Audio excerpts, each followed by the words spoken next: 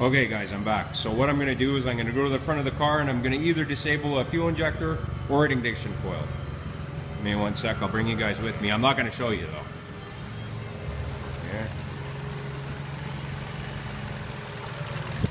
though. Okay, so now I've created another type of misfire and we're going to watch the numbers again here. Car's not happy.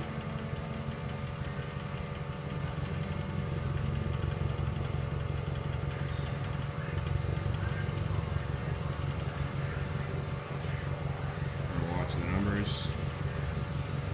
So our hydrocarbons are going way up.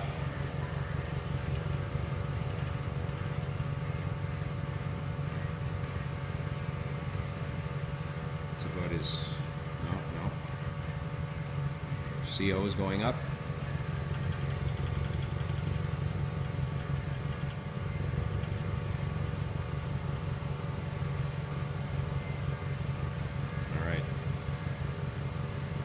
Okay guys, so now you should be able to tell by the numbers whether I put in a fuel misfire or an ignition misfire.